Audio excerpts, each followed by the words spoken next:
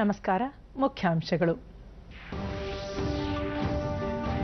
ಸಿಬಿಐನಿಂದ Kolkata police ಆಯುಕ್ತರ ವಿಚಾರಣೆಗೆ ರಾಜ್ಯ ಸರ್ಕಾರ ಅಡ್ಡಿ.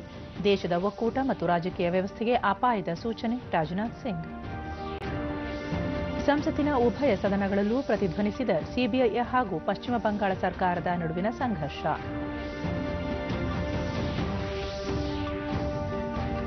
ಜೆಡಿಎಸ್ ಕಾಂಗ್ರೆಸ್ ಮೈತ್ರಿ ಸರ್ಕಾರಕ್ಕೆ ಯಾವುದೇ ಅಭದ್ರತೆ ಇಲ್ಲ. 5 ವರ್ಷ ಆಡಳಿತ ಪೂರ್ಣ. ಮುಖ್ಯಮಂತ್ರಿ ಎಚ್ ಡಿ ಕುಮಾರಸ್ವಾಮಿ. ರಸ್ತೆ ಸುರಕ್ಷತೆಗೆ ಪೊಲೀಸರಿಂದ ಸಾರ್ವಜನಿಕರ ಸಹಕಾರ ಅತ್ಯಗತ್ಯ. ಅಪಘಾತ ತಡೆಗಟ್ಟಲು ರಾಜ್ಯದಲ್ಲಿ ಆಧುನಿಕ ತಂತ್ರಜ್ಞಾನ ಬಳಕೆ. ಗೃಹ ಸಚಿವ ಎಂಬಿ ಪಾಟೀಲ್. ವಾರ್ತೆಗಳ ವಿವರ. ಪಶ್ಚಿಮ ಬಂಗಾಳದ ರಾಜಧಾನಿ ಕೋಲ್ಕತ್ತಾದಲ್ಲಿ ನಿನ್ನೆ ರಾತ್ರಿ ಶಾರದಾ ಚಿಟ್ ಫಂಡ್ ಹಗರಣ ಹಿನ್ನೆಲೆಯಲ್ಲಿ ಪೊಲೀಸ್ ಆಯುಕ್ತರ ವಿಚಾರಣೆಗೆ ಬಂದಿದ್ದ ಸಿಬಿಐ ಅಧಿಕಾರಿಗಳಿಗೆ ರಾಜ್ಯ ಸರ್ಕಾರ ಮತ್ತು ಸ್ಥಳೀಯ ಪೊಲೀಸರು ಅಡ್ಡಿಪಡಿಸಿದ ಪ್ರಕರಣ ಹೊಸ ಆಯಾಮ ಪಡೆದಿದೆ.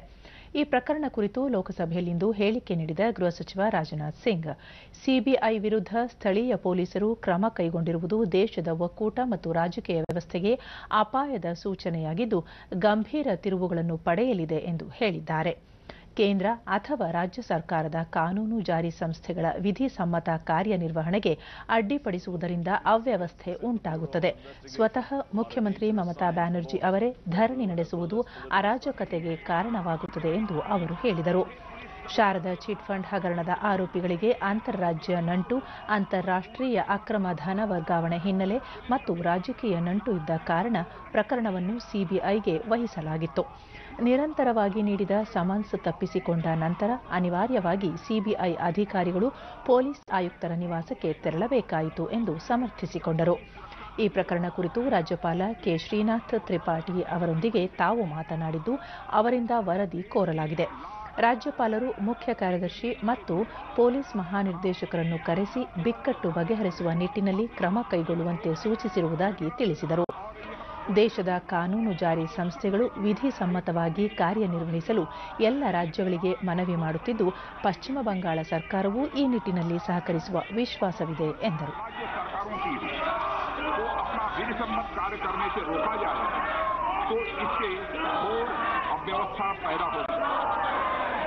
संविधान में उल्लिखित ड्यू प्रोसेस ऑफ लॉ का पालन भी इससे रुकेगा।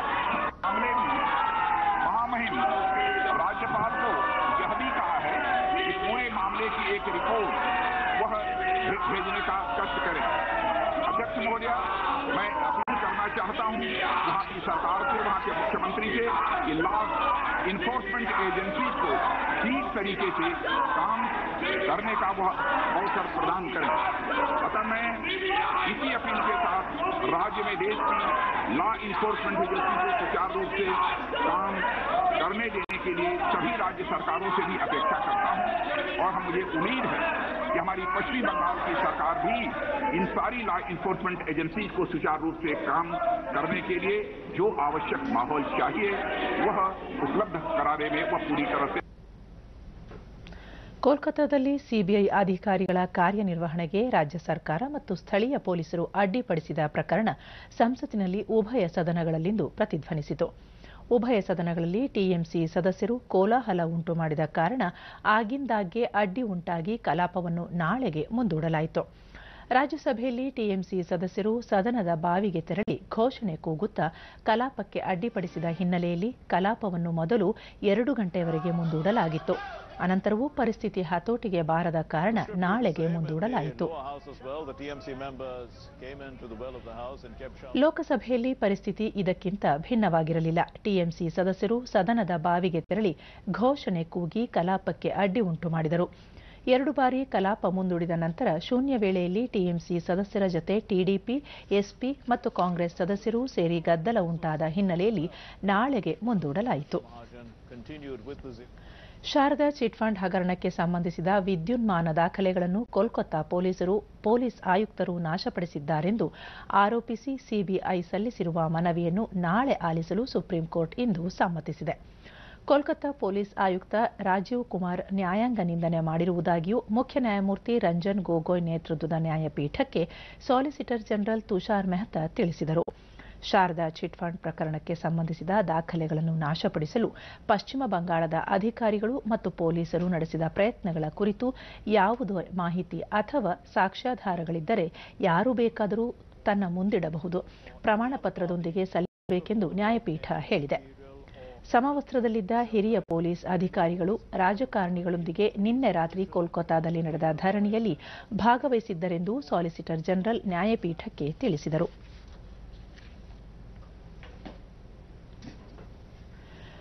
ಸುಪ್ರೀಂ ಕೋರ್ಟ್ ನಿರ್ದೇಶನದಂತೆ ಪಶ್ಚಿಮ ಬಂಗಾಳದ ಶಾರದಾ ಚಿಟ್ ಫಂಡ್ ಹಗರಣ ಕುರಿತು ಸಿಬಿಐ ಅಧಿಕಾರಿಗಳು ವಿಚಾರಣೆ ನಡೆಸುವುದು ತಪ್ಪೇ ಎಂದು ಕೇಂದ್ರ ಕಾನೂನು ಸಚಿವ ರವಿಶಂಕರ್ ದೆಹಲಿಯಲ್ಲಿಂದು ಪ್ರಶ್ನಿಸಿದ್ದಾರೆ.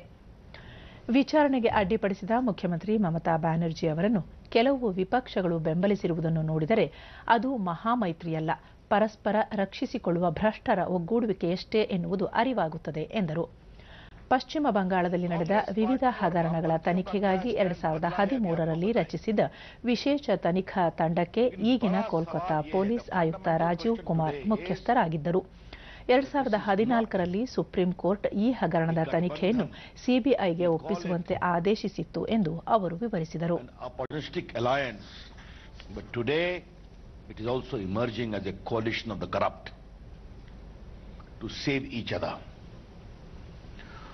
और ऐसा करने के क्रम में सारी मर्यादाएं, संवैधानिक मर्यादाएं, शासन की मर्यादाएं, ये सब समाप्त हो गया है.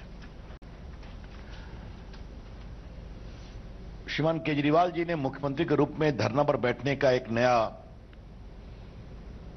निम्न स्तर शुरू किया था. ममता जी ने उसको फॉलो किया, मुख्यमंत्री हैं. लेकिन कमिश्नर लेवल के पदाधिकारी धरना पर बैठे हैं. ये तो देश की राजनीति में आज तक नहीं हुआ है. क्या मतलब है इसका? ये देश कहां जा रहा है कि पुलिस कमिश्नर धरना पर बैठे, वो भी पॉलिटिकल लोगों के साथ. तो आज देश के सामने ये बातें जानी बहुत जरूरी है. अब आपके सामने हम कुछ विषय रखना चाहते हैं. आपको याद है कि ये Saradha scam, Narada scam, Rose Valley scam, ये सब हम लोग के सत्ता में आने के पहले का प्रकरण है. वो सुदीप्त गुप्ता थे, सेन थे, बाकी थे, ये सब पकड़े गए 2013 में अप्रैल में.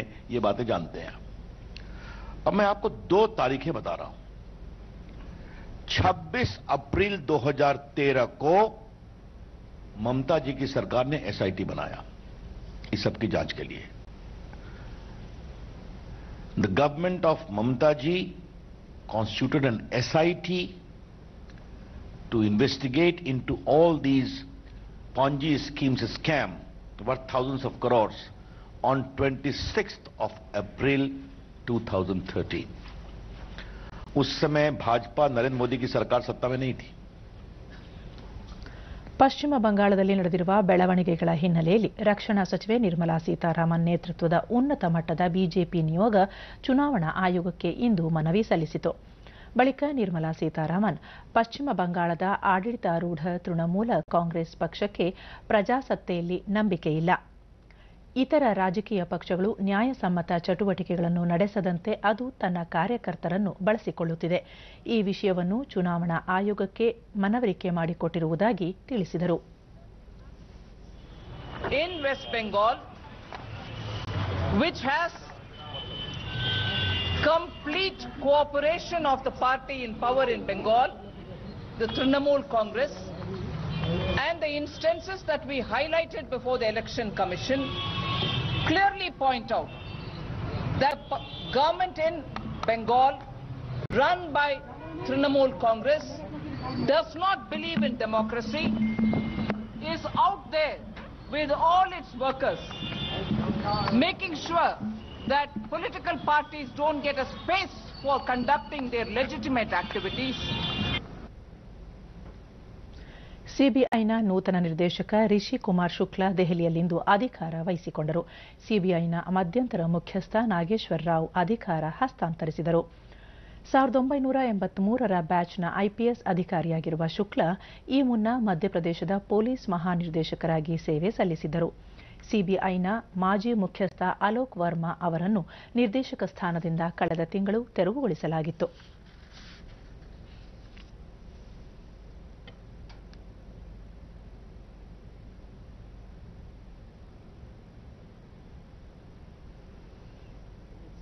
Bureau of Investigation Director. 8 ತಿಂಗಳಷ್ಟು ಹಳೆಯದಾದ ರಾಜ್ಯದ ಮೈತ್ರಿ ಸರ್ಕಾರಕ್ಕೆ ಯಾವುದೇ ಬೆದರಿಕೆ ಇಲ್ಲ ಎಂದು ಮುಖ್ಯಮಂತ್ರಿ ಎಚ್ ಡಿ ಕುಮಾರಸ್ವಾಮಿ ಬೆಂಗಳೂರಿನಲ್ಲಿಂದು ತಿಳಿಸಿದ್ದಾರೆ ಎಂದು ಸುದ್ದಿ ಸಂಸ್ಥೆ ವರದಿ ಮಾಡಿದೆ. ಅತೃಪ್ತ ಕಾಂಗ್ರೆಸ್ ಶಾಸಕರು ವಿಧಾನಮಂಡಲದ ಬಜೆಟ್ ಅಧಿವೇಶನದ ವೇಳೆ ಕಲಾಪಗಳಿಂದ ದೂರ ಉಳಿಯುತ್ತಾರೆ ಎಂಬ ಊಹಾಪೋಹಗಳನ್ನು ತಳ್ಳಿಹಾಕಿದ ಅವರು ಕಾಂಗ್ರೆಸ್ ಶಾಸಕರೊಂದಿಗೆ ತಾವು ನಿರಂತರ ಸಂಪರ್ಕದಲ್ಲಿರುವುದಾಗಿ ಸ್ಪಷ್ಟಪಡಿಸಿದ್ದಾರೆ. ಜೆಡಿಎಸ್ ಕಾಂಗ್ರೆಸ್ ಮೈತ್ರಿ ಸರ್ಕಾರ ಲೋಕಸಭಾ ಚುನಾವಣೆಯ ಬಳಿಕವೂ ಮುಂದುವರಿಯಲಿದ್ದು 5 ವರ್ಷಗಳ ಅವಧಿ ಪೂರ್ಣಗೊಳಿಸುವ ವಿಶ್ವಾಸವನ್ನು ಅವರು ವ್ಯಕ್ತಪಡಿಸಿದರು. ಬರುವ ಬುಧವಾರದಿಂದ ವಿಧಾನಮಂಡಲದ ಬಜೆಟ್ ಅಧಿವೇಶನ ಆರಂಭವಾಗಲಿದ್ದು ಕಾಂಗ್ರೆಸ್ ಶಾಸಕರು ಕಲಾಪಗಳಲ್ಲಿ ಕಡ್ಡಾಯವಾಗಿ ಹಾಜರಿರುವಂತೆ ಪಕ್ಷ ವಿಪ್ ಜಾರಿ ಮಾಡಿದೆ ಎಂದು ಕೆಪಿಸಿಸಿ ಅಧ್ಯಕ್ಷ ದಿನೇಶ್ ಗುಂಡೂರಾವ್ ಮೈಸೂರಿನಲ್ಲಿಂದು ತಿಳಿಸಿದ್ದಾರೆ. ವಿಪ್ ಉಲ್ಲಂಘಿಸಿದವರ ವಿರುದ್ಧ ಕಾನೂನು ರೀತಿ ಕ್ರಮ ಅನಿವಾರ್ಯ ಎಂದು ಅವರು ಸ್ಪಷ್ಟಪಡಿಸಿದರು. ಕಾಂಗ್ರೆಸ್ನ ಎಲ್ಲ 80 ಶಾಸಕರು ಸರ್ಕಾರದ ಪರವಾಗಿ ಬೆಂಬಲ ಸೂಚಿಸುತ್ತಾರೆ ಎಂಬ ವಿಶ್ವಾಸ ವ್ಯಕ್ತಪಡಿಸಿದರು. ಆದರೆ ಪ್ರತಿಪಕ್ಷ ಬಿಜೆಪಿ ಸಮ್ಮಿಶ್ರ ಸರ್ಕಾರವನ್ನು ಅಸ್ಥಿರಗೊಳಿಸಲು ಪದೇ ಪದೇ ಪ್ರಯತ್ನಿಸುತ್ತಿದೆ ಎಂದು ಆರೋಪಿಸಿದರು. ಫೆಬ್ರವರಿ 8ರಂದು ಹಣಕಾಸು ಖಾತೆಯನ್ನು ಹೊಂದಿರುವ ಮುಖ್ಯಮಂತ್ರಿ ಎಚ್ ಡಿ ಕುಮಾರಸ್ವಾಮಿ ಮುಂಗಡ ಪತ್ರ ಮಂಡಿಸುತ್ತಿದ್ದು ರೈತರ ಕಲ್ಯಾಣಕ್ಕಾಗಿ ಹಲವು ಯೋಜನೆಗಳನ್ನು ಪ್ರಕಟಿಸಲಿದ್ದಾರೆ ಎಂದರು. ಸ್ವಲ್ಪ ಮಟ್ಟಿಗೆ ಸುಮ್ಮನೆ ಇದ್ದಾರೆ, ಆದರೆ ಅವ್ರಿಗೂ ಕೂಡ ಅರ್ಥ ಆಗಿದೆ ಈಗ ಬಿಜೆಪಿ ಏನು ಅಂತ. ಕೇಂದ್ರ ರಸ್ತೆ ಸಾರಿಗೆ ಮತ್ತು ಹೆದ್ದಾರಿ ಸಚಿವಾಲಯ ಆಯೋಜಿಸಿದ 30ನೇ ರಾಷ್ಟ್ರೀಯ ರಸ್ತೆ ಸುರಕ್ಷತಾ ಸಪ್ತಾಹಕ್ಕೆ ದೆಹಲಿಯಲ್ಲಿಂದು ಚಾಲನೆ ದೊರೆಯಿತು. ರಸ್ತೆಯ ಸುರಕ್ಷಿತ ಬಳಕೆ ಕುರಿತು ಜನಜಾಗೃತಿ ಮೂಡಿಸುವ ಸಲುವಾಗಿ ಸಪ್ತಾಹ ಆಯೋಜಿಸಲಾಗಿದೆ. ಈ ಸಂದರ್ಭದಲ್ಲಿ ಮಹಾತ್ಮ ಗಾಂಧಿ ಅವರ 150ನೇ ಜಯಂತಿ ಅಂಗವಾಗಿ ಏರ್ಪಡಿಸಿದ್ದ ಮೋಟಾರ್ ರ್ಯಾಲಿಗೆ ವಿದೇಶಾಂಗ ವ್ಯವಹಾರಗಳ ಸಚಿವೆ ಸುಷ್ಮಾ ಸ್ವರಾಜ್ ಹಾಗೂ ರಸ್ತೆ ಸಾರಿಗೆ ಮತ್ತು ಹೆದ್ದಾರಿ ಸಚಿವ ನಿತಿನ್ ಗಡ್ಕರಿ ಚಾಲನೆ ನೀಡಿದರು. ಬಳಿಕ ಸಚಿವ ನಿತಿನ್ ಗಡ್ಕರಿ ವರ್ಷಪೂರ್ತಿ ನಡೆಯುವ ಮೋಟಾರ್ ರ್ಯಾಲಿ ಮಹಾತ್ಮ ಗಾಂಧಿ ಅವರು ನಂಟು ಹೊಂದಿದ್ದ ಸ್ಥಳಗಳು ಮತ್ತು ಆಶ್ರಮಗಳ ಮೂಲಕ ಹಾದು ಹೋಗಲಿದೆ. ಬಾಂಗ್ಲಾದೇಶ ಮತ್ತು ಮ್ಯಾನ್ಮಾರ್ವರೆಗೂ ಈ ರ್ಯಾಲಿ ಸಾಗಲಿದೆ ಎಂದರು. ಮಹಾತ್ಮ ಗಾಂಧಿ ಅವರ ಸತ್ಯ, ಅಹಿಂಸೆ, ಸರ್ವೋದಯದ ಚಿಂತನೆಗಳನ್ನು ಇಡೀ ಜಗತ್ತಿಗೆ ಇನ್ನಷ್ಟು ಪ್ರಚುರಪಡಿಸುವುದು ರ್ಯಾಲಿಯ ಉದ್ದೇಶವಾಗಿದೆ ಎಂದು ಅವರು ತಿಳಿಸಿದರು. और सभी देश के पुनर्निर्माण का एक चिंतन उन्होंने हमारे देश के सामने रखा। पर आज हमारे को इस बात का अभिमान है कि केवल हिंदुस्तान के लिए नहीं तो पूरे विश्व में गांधी जी को और गांधी जी के विचारों को एक मान्यता है, एक प्रतिष्ठा है। और इसी धुन में गाएं। ವಿದೇಶಾಂಗ ವ್ಯವಹಾರಗಳ ಸಚಿವೆ ಸುಷ್ಮಾ ಸ್ವರಾಜ್ ಮಹಾತ್ಮ ಗಾಂಧಿ ಅವರ ಪ್ರೀತಿಯ ವೈಷ್ಣವೋ ಜನತೋ ಗೀತೆಯನ್ನು 155 ದೇಶಗಳ ಹೆಸರಾಂತ ಗಾಯಕರು ಗುಜರಾತಿ ಭಾಷೆಯಲ್ಲಿ ಅಷ್ಟೇ ಪರಿಣಾಮಕಾರಿಯಾಗಿ ಹಾಡಿದ್ದಾರೆ. ಪ್ರತಿದಿನ ರಾತ್ರಿ 9 ಗಂಟೆಗೆ ಡಿಡಿ ನ್ಯೂಸ್ ಆರಂಭಕ್ಕೆ 5 ನಿಮಿಷ ಮುನ್ನ ಒಂದೊಂದು ದೇಶದ ಗಾಯಕರ ಹಾಡನ್ನು ಕೇಳಬಹುದಾಗಿದೆ ಎಂದು ತಿಳಿಸಿದರು. अपने प्रमुख एक गीत को रोज सुनवा रहे हैं, एवरी डे. हर एक अलग हो सकता है, आपने भी उसमें से कुछ को देखा हो. जिन्होंने नहीं देखा, मैं उनसे कहना चाहूंगी कि आज रात को 9 बजे से 5 मिनट पहले गीत आज भी आ रहा होगा. और अगर आपको अच्छा लगे तो हर दिन, क्योंकि पूरे के पूरे 155 हमें दिखाने हैं, रोज इसको देखिए, आपको गूज बम्स होंगे, रोमांच हो आएगा. 30ನೇ ರಾಷ್ಟ್ರೀಯ ರಸ್ತೆ ಸುರಕ್ಷತಾ ಸಪ್ತಾಹವನ್ನು ಗೃಹ ಸಚಿವ ಎಂಬಿ ಪಾಟೀಲ್ ಬೆಂಗಳೂರಿನಲ್ಲಿಂದು ಉದ್ಘಾಟಿಸಿ ರಸ್ತೆ ಸುರಕ್ಷತೆ ಜೀವದ ರಕ್ಷೆ ಕುರಿತು ಕಿರುಹೊತ್ತಿಗೆಯನ್ನು ಬಿಡುಗಡೆ ಮಾಡಿದರು. ಬಿಎಂಟಿಸಿ ಅಧ್ಯಕ್ಷ ಎನ್ಎ ಹ್ಯಾರಿಸ್ ಮತ್ತಿತರರು ಉಪಸ್ಥಿತರಿದ್ದರು. ನಂತರ ಎಂಬಿ ಪಾಟೀಲ್ ಕೇಂದ್ರ ಸರ್ಕಾರ ರಸ್ತೆ ಸುರಕ್ಷತೆ ಕುರಿತು ನೂತನ ಕಾನೂನನ್ನು ಜಾರಿಗೆ ಮಾಡಿದ್ದು ದೇಶದಲ್ಲಿಯೇ ರಾಜ್ಯ ರಸ್ತೆ ಸುರಕ್ಷತೆಗೆ ಆಧುನಿಕ ತಂತ್ರಜ್ಞಾನವನ್ನು ಬಳಕೆ ಮಾಡಿಕೊಂಡು ಅಪಘಾತ ಪ್ರಕರಣಗಳನ್ನು ಕಡಿಮೆ ಮಾಡುವಲ್ಲಿ ಮುಂಚೂಣಿಯಲ್ಲಿದೆ ಎಂದರು. ರಸ್ತೆ ಸುರಕ್ಷತೆಗೆ ಪೊಲೀಸ್ ಇಲಾಖೆ ಜೊತೆ ಸಾರ್ವಜನಿಕರ ಸಹಕಾರ ಅತ್ಯಗತ್ಯವಾಗಿದೆ ಎಂದರು. ಸಂವಿಧಾನಾತ್ಮಕ ಕರ್ತವ್ಯ ಈ ಬಾರಿ ಘೋಷಣಾ ವಾಕ್ಯವನ್ನ ಸಮಗ್ರವಾಗಿ ಪರಿಶೀಲಿಸಿದರೆ ಪ್ರಾಮುಖ್ಯತೆ ಪಡೆಯುವ 2 ಅಂಶ ರಸ್ತೆ ಸುರಕ್ಷತೆ ಮತ್ತು ಅದರಿಂದ ಜೀವನವನ್ನ ರಕ್ಷಣೆ ಮಾಡುವಂಥದ್ದು. ಈ ದೇಶದಲ್ಲಿ ಸುಮಾರು 1.5 ಲಕ್ಷ ಜನ ಪ್ರತಿ ವರ್ಷ ಅಪಘಾತದಲ್ಲಿ ಇದು ಮಾಡ್ತಾರೆ ಅಂತ ಹೇಳಿ. ನಮ್ಮ ರಾಜ್ಯದಲ್ಲೂ ಕೂಡ ಸುಮಾರು 4,000ಕ್ಕಿಂತ ಜಾಸ್ತಿ ಇವತ್ತು ಸೇರುವಾಗ್ತದೆ ರಸ್ತೆ ಅಪಘಾತದಲ್ಲಿ. ಇದು ಯಶಸ್ವಿಯಾಗಿ ಇಡೀ ಭಾರತ ದೇಶಕ್ಕೆ ನಮ್ಮ ಕರ್ನಾಟಕ ರಾಜ್ಯ ಮಾದರಿ ಆಗಬೇಕು ಅಂತೇಳಿ ಹಾರೈಸಿ ರಸ್ತೆ ಸುರಕ್ಷತೆ ಕುರಿತ ವಸ್ತು ಪ್ರದರ್ಶನವನ್ನು ಸಚಿವರು ವೀಕ್ಷಿಸಿದರು.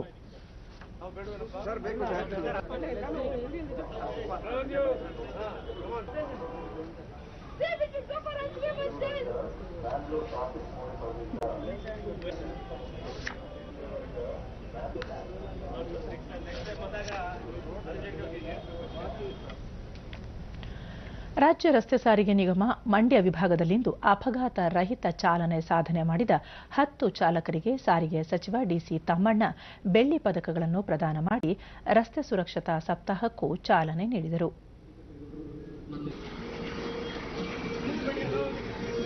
ನಂತರ ಡಿಸಿ ತಮ್ಮಣ್ಣ ಅಪಘಾತ ರಹಿತ ಚಾಲನೆಯನ್ನು ಪ್ರೋತ್ಸಾಹಿಸಲು ವಿಶೇಷ ಬಹುಮಾನದ ಜೊತೆಗೆ ಸುರಕ್ಷತೆಗೆ ಆದ್ಯತೆ ನೀಡಲು ಸಮೂಹ ಸಾರಿಗೆ ಸಂಸ್ಥೆ ಅನೇಕ ಕಾರ್ಯಕ್ರಮಗಳನ್ನು ಹಮ್ಮಿಕೊಂಡಿದೆ ಎಂದರು.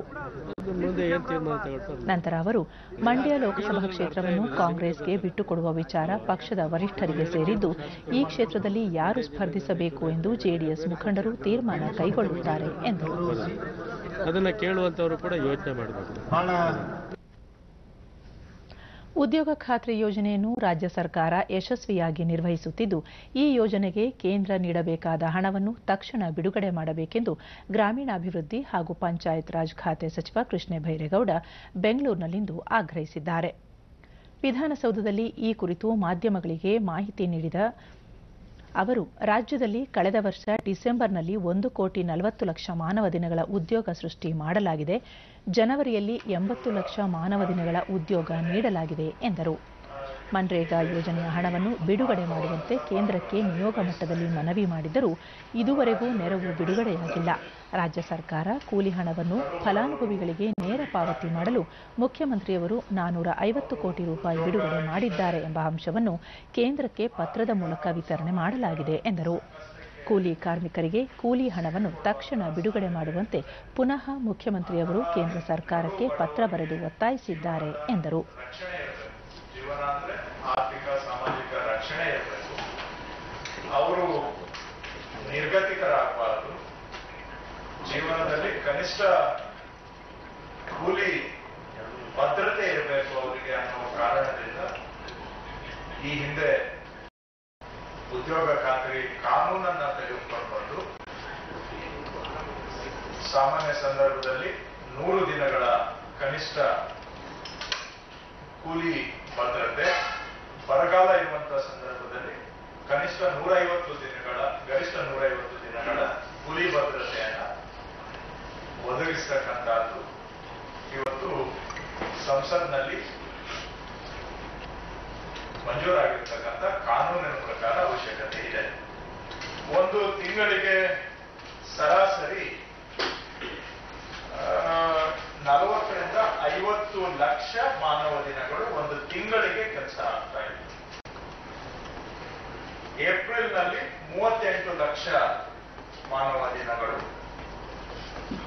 ಮೇನಲ್ಲಿ 48 ಲಕ್ಷ ಮಾನವ ದಿನಗಳು, ಜೂನ್ನಲ್ಲಿ 62 ಲಕ್ಷ ಮಾನವ ದಿನಗಳು ಆಗಿದೆ.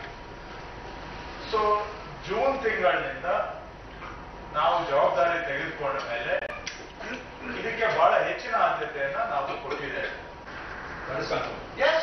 ಯಾಕೆ ಅಂದ್ರೆ ಇದು ಬಜೆಟ್ ನಲ್ಲಿ ಏನು ನರೇಗಾಗೆ ದುಡ್ಡು ಇಟ್ಟಿದ್ರು ಡಿಸೆಂಬರ್ 1ರಷ್ಟೊತ್ತಿಗೆ ಎಕ್ಸಾಸ್ಟ್ ಆಗಿತ್ತು.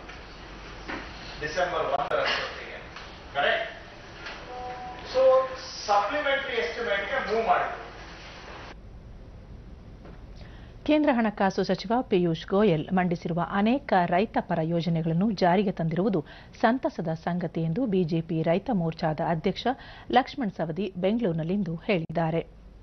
ಆಯವ್ಯಯದಲ್ಲಿ ಕೃಷಿ ವಲಯಕ್ಕೆ 1,49,000 ಕೋಟಿ ರೂಪಾಯಿ ಮೀಸಲಿಟ್ಟಿರುವುದು ರೈತರ ಬಗ್ಗೆ ಪ್ರಧಾನಿಯವರ ಕಾಳಜಿ ತೋರುತ್ತದೆ ಎಂದರು. ಕೇಂದ್ರ ಸರ್ಕಾರವನ್ನು ಅಭಿನಂದಿಸಲು ರಾಜ್ಯ ಬಿಜೆಪಿ ಉತ್ತರ ಪ್ರದೇಶದ ಗೋರಖ್ಪುರದಲ್ಲಿ ಫೆಬ್ರವರಿ 23 ಮತ್ತು 24ರಂದು ರಾಷ್ಟ್ರೀಯ ರೈತ ಸಮಾವೇಶವನ್ನು ಆಯೋಜಿಸಿದೆ. ರಾಜ್ಯದಿಂದ ಸುಮಾರು 250ಕ್ಕೂ ಹೆಚ್ಚು ಪದಾಧಿಕಾರಿಗಳು ಸಮಾವೇಶದಲ್ಲಿ ಪಾಲ್ಗೊಳ್ಳಲಿದ್ದಾರೆ ಎಂದರು. 1 ಲಕ್ಷಕ್ಕೂ ಹೆಚ್ಚು ರೈತರು ಈ ಸಮಾವೇಶದಲ್ಲಿ ಭಾಗವಹಿಸಲಿದ್ದು 24ರಂದು ಪ್ರಧಾನಮಂತ್ರಿ ನರೇಂದ್ರ ಮೋದಿ ಸಮಾರೋಪ ಭಾಷಣ ಮಾಡಲಿದ್ದು ಅಲ್ಲಿ ಹಲವು ನಿರ್ಣಯ ಕೈಗೊಳ್ಳಲಾಗುವುದು ಎಂದರು. ಪ್ರಧಾನಮಂತ್ರಿಗಳಾಗಿರ್ತಕ್ಕಂಥ ನರೇಂದ್ರ ಮೋದಿ ಅವರು ಕೊಟ್ಟಿರ್ತಕ್ಕಂಥದ್ದು ಕೃಷಿ ಕ್ಷೇತ್ರಕ್ಕೆ ಒಂದು ಶಕ್ತಿಯನ್ನ ತುಂಬಿದ್ದಾರೆ. ರೈತರ ಪರವಾಗಿರ್ತಕ್ಕಂಥ ಒಂದು ಅಭೂತಪೂರ್ವವಾಗಿರ್ತಕ್ಕಂಥ ಬಜೆಟ್ ಅನ್ನ ಮಂಡನೆ ಮಾಡಿದ್ದಾರೆ. ಆ ಪ್ರಯುಕ್ತವಾಗಿ ಇಡೀ ಕರ್ನಾಟಕದ ರೈತರ ಪರವಾಗಿ ನಾವು ರೈತ ಮೋರ್ಚಾದಿಂದ ಸನ್ಮಾನ್ಯ ಪ್ರಧಾನಮಂತ್ರಿಗಳಿಗೆ ಕೇಂದ್ರ ಸರ್ಕಾರಕ್ಕೆ ಅಭಿನಂದನೆಗಳನ್ನು ಈ ಸಂದರ್ಭದಲ್ಲಿ ನಾವು ಸಲ್ಲಿಸ್ತೀವಿ. ಕೇಂದ್ರ ಸರ್ಕಾರ ಕೊಟ್ಟಿರ್ತಕ್ಕಂಥ ಈ ಒಂದು ಬಜೆಟ್ ಅನ್ನ ನಮ್ಮ ರೈತ ಸಮುದಾಯಕ್ಕೆ ಇದನ್ನ ಮನವರಿಕೆ ಮಾಡಿಕೊಡ್ತೀವಿ. 10 ತಂಡಗಳು ಸುಮಾರು ಈ ಯೋಜನೆಯ ಸದುಪಯೋಗವನ್ನ ನಮ್ಮ ರೈತ ಸಮುದಾಯ ಮುಂದಿನ ದಿನಮಾನದಲ್ಲಿ ಪಡ್ಕೋಬೇಕು. ಇದರಿಂದ ಶಕ್ತಿಯುತವಾಗಿರ್ತಕ್ಕಂಥ ಸಮುದಾಯ ಸದೃಢಗೊಳ್ಳಬೇಕು ಅಂತ ಹೇಳಿ ನಾವೆಲ್ಲರಿಗೂ ಕೂಡ ಒಂದು ಮನವರಿಕೆಯನ್ನ ಇಡೀ ರಾಜ್ಯದಲ್ಲಿ ನಾವು ಮಾಡ್ತಾ ಇದ್ದೀವಿ. ಇಡೀ ರಾಜ್ಯದಲ್ಲಿ ರೈತರನ್ನ ಸಂಘಟನೆ ಮಾಡೋದ್ರ ಮುಖಾಂತರ ಮುಂದಿನ ದಿನಮಾನದಲ್ಲಿ ಪಕ್ಷವನ್ನ ಸದೃಢಗೊಳಿಸಿ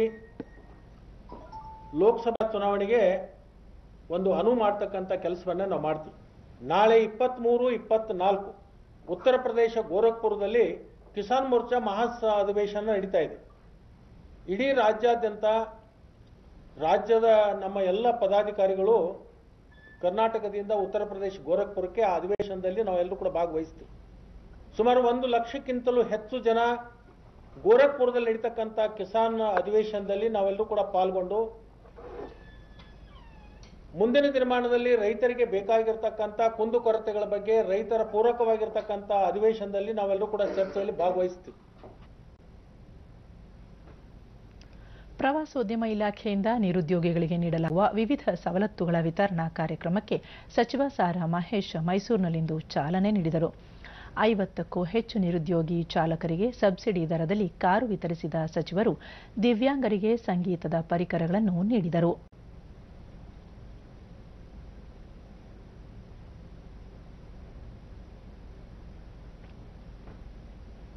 ಬಳಿಕ ಸಾರಾ ಮಹೇಶ್ ರಾಜ್ಯದಲ್ಲಿ ಈ ಬಾರಿ ಸುಮಾರು 1,000ಕ್ಕೂ ಹೆಚ್ಚು ನಿರುದ್ಯೋಗಿ ಚಾಲಕರಿಗೆ ಸ್ವಯಂ ಉದ್ಯೋಗ ಕೈಗೊಳ್ಳಲು ಸಬ್ಸಿಡಿ ದರದಲ್ಲಿ ಕಾರು ವಿತರಿಸಲಾಗುತ್ತಿದ್ದು ಸಹಾಯಧನದ ಮೊತ್ತವನ್ನು 2 ಲಕ್ಷದಿಂದ 3 ಲಕ್ಷ ರೂಪಾಯಿಗೆ ಏರಿಸಲಾಗಿದೆ ಎಂದರು. ಈ ಬಾರಿಯ ಬಜೆಟ್ನಲ್ಲಿ ಮೈಸೂರು ನಗರಕ್ಕೆ ಹೆಚ್ಚು ಒತ್ತು ನೀಡುವಂತೆ ಮುಖ್ಯಮಂತ್ರಿಯವರಿಗೆ ಒತ್ತಾಯಿಸಿದ್ದು ಹೆಚ್ಚಿನ ಅನುದಾನ ನೀಡುವ ನಿರೀಕ್ಷೆಯಿದೆ. ಕೆಆರ್ಎಸ್ನಲ್ಲಿ ಕೈಗೊಳ್ಳಲಾಗುವ ಡಿಸ್ನಿ ಲ್ಯಾಂಡ್ ಮಾದರಿಯ ಪಾರ್ಕ್ ಯೋಜನೆಯಿಂದ ಹಿಂದೆ ಸರಿಯುವ ಪ್ರಶ್ನೆಯೇ ಇಲ್ಲ. ಇದಕ್ಕೆ ವಿರೋಧಿಸುತ್ತಿರುವವರೊಂದಿಗೆ ಚರ್ಚೆ ಮಾಡಿ ಮನವರಿಕೆ ಮಾಡಿಕೊಳ್ಳಲಾಗುವುದು ಎಂದರು.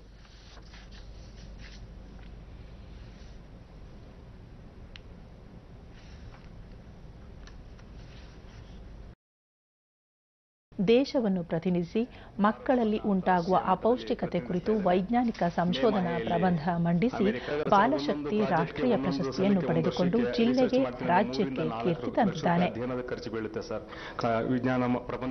ತಂದೆ ಡಾಕ್ಟರ್ ಪವೀನ್ ಸಲೀಂ, ಪ್ರತಿಯೊಂದು ಸಂಶೋಧನೆಗೆ 3 ರಿಂದ 4 ಲಕ್ಷ ರೂಪಾಯಿ ವೆಚ್ಚವಾಗುತ್ತದೆ. ಬರುವ ಮೇ ತಿಂಗಳಲ್ಲಿ ನಡೆಯಲಿರುವ ಅಂತಾರಾಷ್ಟ್ರೀಯ ಪ್ರಬಂಧ ಸ್ಪರ್ಧೆಯಲ್ಲಿ ಕಂಪ್ಯೂಟರ್ ಭದ್ರತೆ ಕುರಿತ ಪ್ರಬಂಧವನ್ನು ಸುಹೇಲ್ ಮಂಡಿಸಲಿದ್ದಾನೆ ಎಂದರು. ಅಧ್ಯಯನಕ್ಕೆ ಅಪಾರವಾದ ಖರ್ಚು ವೆಚ್ಚಗಳು ಬರ್ತದೆ. ಡಿಡಿ ನ್ಯೂಸ್ನೊಂದಿಗೆ ಮೊಹಮ್ಮದ್ ಸುಹೇಲ್, ಈ ಪ್ರಶಸ್ತಿ ಲಭಿಸಿರುವುದರಿಂದ ತಮ್ಮ ಜವಾಬ್ದಾರಿ ಹೆಚ್ಚಾಗಿದೆ. ಇನ್ನೂ ಹೆಚ್ಚಿನ ಸಂಶೋಧನೆಗಳಲ್ಲಿ ತೊಡಗಿಸಿಕೊಳ್ಳುವುದಾಗಿ ತಿಳಿಸಿದರು. ಇನ್ನು ಮುಂದೆ ತುಂಬಾ ಸಾಧನೆ ಮಾಡಬೇಕು. ನನ್ನ ಮುಂದಿನ ಪ್ಲಾನ್ ನಾವು ಈ ಕರೆಂಟ್ ಪ್ರಾಜೆಕ್ಟ್ ಅನ್ನು ಆಕ್ಚುಲಿ ಇಂಪ್ಲಿಮೆಂಟೇಷನ್ಗೆ ತರಬೇಕು. ಜನವರಿ 26ರಂದು ದೆಹಲಿಯಲ್ಲಿ ನಡೆದ ಗಣರಾಜ್ಯೋತ್ಸವ ಪರೇಡ್ನಲ್ಲಿ ಪ್ರಧಾನಮಂತ್ರಿ ಪದಕ ಗಳಿಸಿದ ಕರ್ನಾಟಕ ಎನ್ಸಿಸಿ ಕೆಡೆಟ್ಗಳನ್ನು ರಾಜಭವನದಲ್ಲಿಂದು ರಾಜ್ಯಪಾಲ ವಜೂಭಾಯಿ ವಾಲಾ ಸನ್ಮಾನಿಸಿದರು.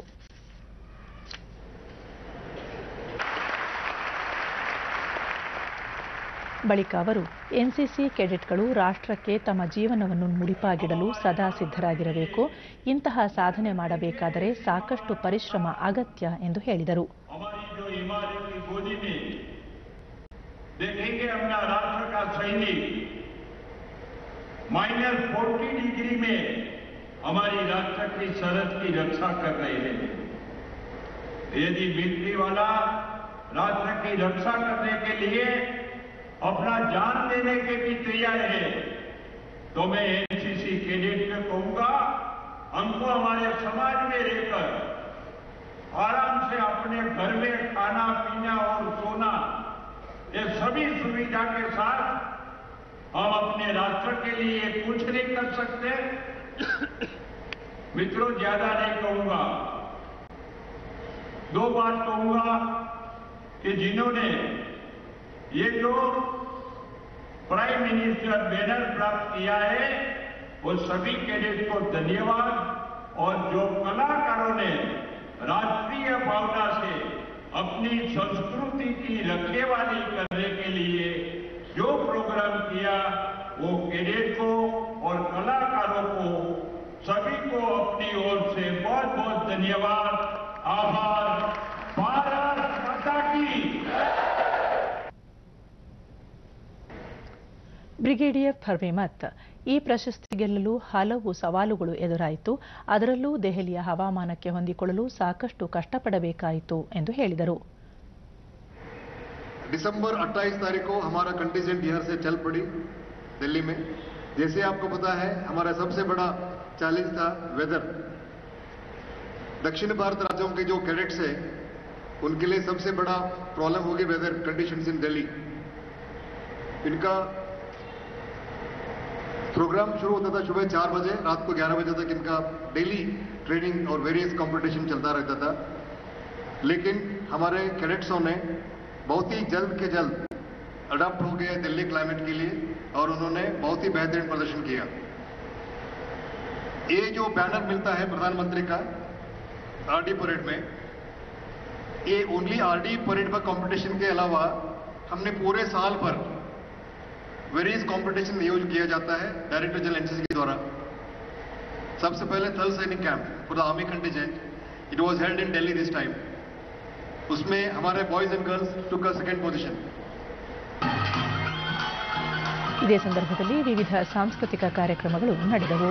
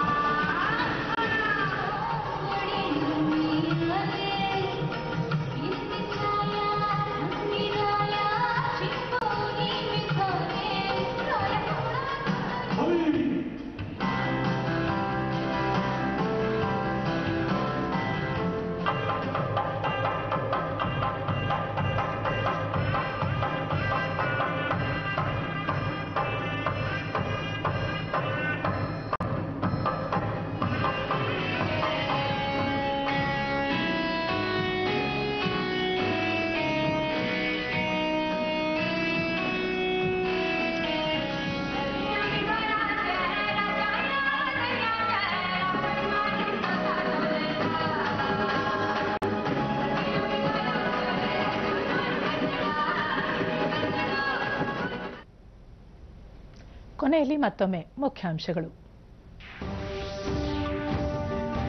ಸಿಬಿಐನಿಂದ ಕೋಲ್ಕತಾ ಪೊಲೀಸ್ ಆಯುಕ್ತರ ವಿಚಾರಣೆಗೆ ರಾಜ್ಯ ಸರ್ಕಾರ ಅಡ್ಡಿ, ದೇಶದ ಒಕ್ಕೂಟ ಮತ್ತು ರಾಜಕೀಯ ವ್ಯವಸ್ಥೆಗೆ ಅಪಾಯದ ಸೂಚನೆ ರಾಜನಾಥ್ ಸಿಂಗ್. ಸಂಸತ್ತಿನ ಉಭಯ ಸದನಗಳಲ್ಲೂ ಪ್ರತಿಧ್ವನಿಸಿದ ಸಿಬಿಐ ಹಾಗೂ ಪಶ್ಚಿಮ ಬಂಗಾಳ ಸರ್ಕಾರದ ನಡುವಿನ ಸಂಘರ್ಷ.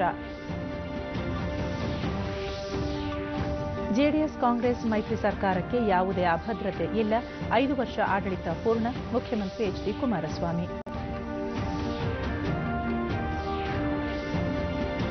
ರಸ್ತೆ ಸುರಕ್ಷತೆಗೆ ಪೊಲೀಸರೊಂದಿಗೆ ಸಾರ್ವಜನಿಕರ ಸಹಕಾರ ಅತ್ಯಗತ್ಯ, ಅಪಘಾತ ತಡೆಗಟ್ಟಲು ರಾಜ್ಯದಲ್ಲಿ ಆಧುನಿಕ ತಂತ್ರಜ್ಞಾನ ಬಳಕೆ, ಗೃಹ ಸಚಿವ ಎಂಬಿ ಪಾಟೀಲ್.